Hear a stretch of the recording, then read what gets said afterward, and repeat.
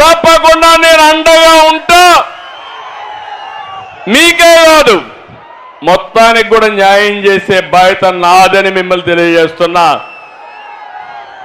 10 రూపాయలు మీకు ఇస్తున్నాడు, మీ జోబీకి కన్నం పెడుతున్నాడు, 100 రూపాయలు లాగేస్తున్నాడు. ఇది ఎక్కడ న్యాయం అని నేను అడుగుతున్నా. ఈరోజు ఈ రాష్ట్రంలో నియంత పోకడలు,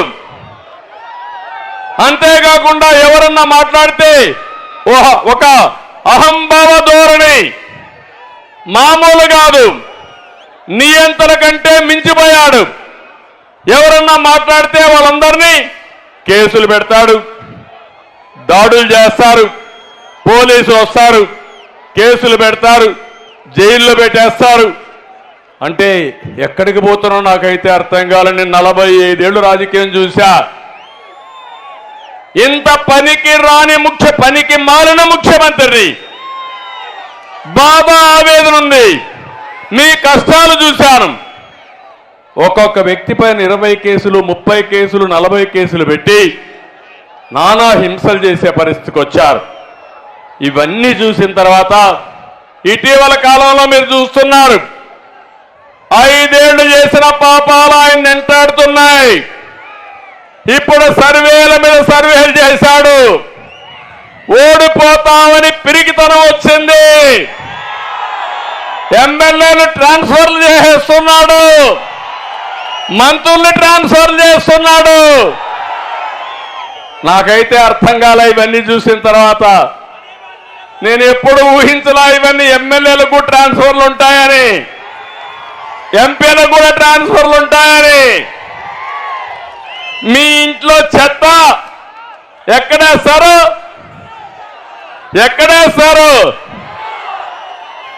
ఎక్కడ చెత్త కుండీలు వేస్తారు, అవునా కాదా? అలాంటి చెత్తను వేరే ఇంట్లో వేస్తాడంట ఈ ముఖ్యమంత్రి. మీరు ఆమోదిస్తారా అని మిమ్మల్ని అడుగుతున్నా. సిద్ధంగా ఉన్నారా అని మిమ్మల్ని అడుగుతున్నా. ఇక్కడ ఎమ్మెల్యేలు ఉన్నారు. ఈ నియోజకవర్గంలో పార్లమెంట్లో 7 మంది ఎమ్మెల్యేలు ఉన్నారు. ఇక్కడ ఒక పెద్ద ఎమ్మెల్యే ఉన్నారు, బుర్రా మణిసూదన్. ఆయన పేరే మణిసూదన్. అన్నిట్లో వాటా. మొన్న ఒక ఆయన ఉన్నాడు ఎర్రగొండపాలెంలో, బట్టలిప్పేసి తిరుగుతూ ఉంటాడు. ఆయన మంత్రి. ఇప్పుడు ఆయనకి ట్రాన్స్ఫర్ వచ్చింది. ఎక్కడికి? కొండేపికే వేశారు. ఎర్రగొండపాలెంలో చెత్త, కొండేపిలో బంగారం. అవుతుందా తమ్ముళ్ళు అని అడుగుతున్నా మిమ్మల్ని. ఏమమ్మా అవుతుందా అని మిమ్మల్ని అడుగుతున్నా. ఇంకొక ఆయన ఉన్నాడు మార్కాపూర్లో, ఆయన నయీం. వాళ్ళ తమ్ముడు అక్కడున్నాడు, ఆయన చోటా నయీం. ఈ పేర్లు నేను చెప్పడం కాదు, ఈ పేర్లు అక్కడ వాళ్ళే పెట్టుకొని చెప్తున్నారు, పిలుచుకుంటున్నారు. ఇంకొక ఆయన ఉన్నాడు మార్కాపూర్లో, ఇది గిద్దలూరులో. ఆయన నేను పోటీ చేయను, నా వల్ల కాదని పారిపోయాడు. ఇంకొక ఆయన ఉన్నాడు దర్శిలో. ఎక్కడ చూసినా అన్నిట్లో వాటాలు.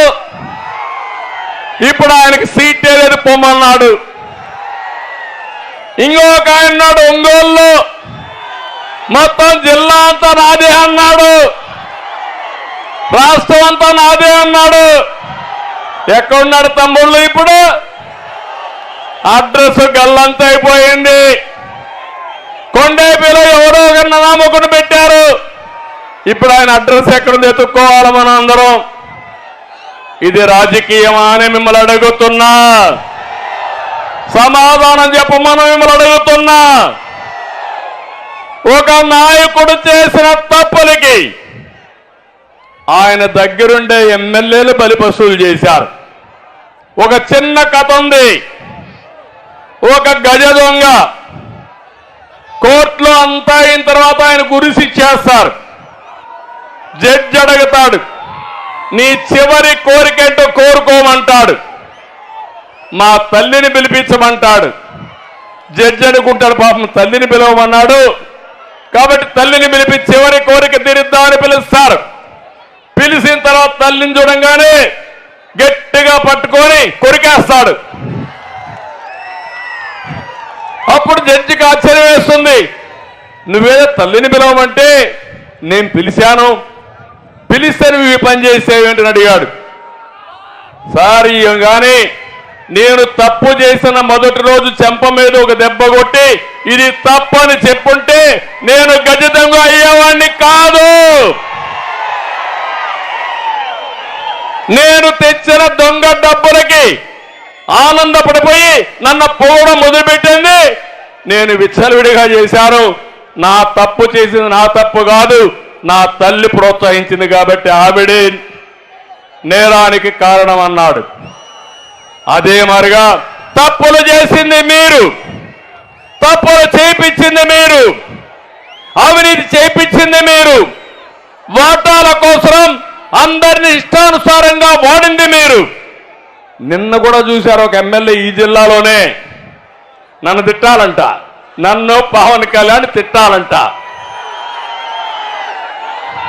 అంటే ఎంపీ సీటు కావాలంటే, ఎమ్మెల్యే సీటు కావాలంటే ఎంత సేవ చేశావని కాదు. చంద్రబాబుని ఎన్నిసార్లు తిట్టావు, ఎన్నిసార్లు బండబూతులు తిట్టావు, లోకేష్ ఎంత తిట్టావు, పవన్ కళ్యాణ్ ఎంత తిట్టావు. దానిపైన సీట్లు ఇచ్చే పరిస్థితి వస్తే ఇంకా ఈ రాష్ట్రం ఏమవుతుందో మీరే ఆలోచించమని మిమ్మల్ని కోరుతున్నా. కొంతమంది ఎమ్మెల్యేలు అన్నారు, కొంతమంది ఎంపీలు అన్నారు మాకు సంస్కారం ఉంది, నీకు సంస్కారం లేదు, మేము తిట్టాం, అవసరమైతే నువ్వు సీట్ ఎక్కిపోయినా పర్వాలేదని చెప్పారు. వాళ్ళని గట్టిగా అభినందిస్తున్నా, మీరు కూడా అభినందించాల్సిన అవసరం ఉంది. అంటే ఇవన్నీ చూసిన తర్వాత తమ్ముళ్ళు మీకు బాధ అనిపిస్తుందా లేదా అని అడుగుతున్నా. ఎలాంటి సంస్కృతి ఇది అంటే నన్ను మా మిస్సెస్ని అసెంబ్లీ సాక్షిగా తిడితే, బూతులు తిడితే వీళ్ళు పెద్ద నాయకులు అయిపోతారా అని నేను అడుగుతున్నా. నా జీవితంలో ఎప్పుడూ బాధపడలా, ఒక్కరోజే నేను బాధపడ్డా. నా జీవితంలో 23 క్లేమోర్ మైన్స్ నా మీద బ్లాస్ట్ చేసినప్పుడు కూడా సాక్షాత్ వెంకటేశ్వర స్వామి నాకు ప్రాణభిక్ష పెట్టాడు. ఆ రోజు కూడా నేను భయపడలా. నేను చేశాను ఒక మంచి పని, ప్రజల కోసం బతికాను. అందుకే ఇలాంటి వచ్చినప్పుడు కూడా ధైర్యంగా ముందుకు పోయా. కానీ జీవితంలో ఒకే ఒకసారి బాధపడ్డా, అది నా భార్యని అసెంబ్లీలో తిట్టినప్పుడు బాధపడ్డాను తమ్ముళ్ళు అని చెప్పి నేను మీకు తెలియజేస్తున్నా. ఆ రోజే చెప్పాను, ఇది గౌరవ సభ కాదు, ఈ సభలో నేనుండను, ఇది గౌరవ సభ. మళ్ళా గౌరవ సభ చేసిన తర్వాత ఈ అసెంబ్లీకి అడుగు పెడతానని చెప్పి శపథం పెట్టి వచ్చా. నా శపథాన్ని నెరవేరుస్తారా అని మిమ్మల్ని అడుగుతున్నా. నేను రాజకీయం కోసం రాలేదు, అధికారం కోసం రాలేదు.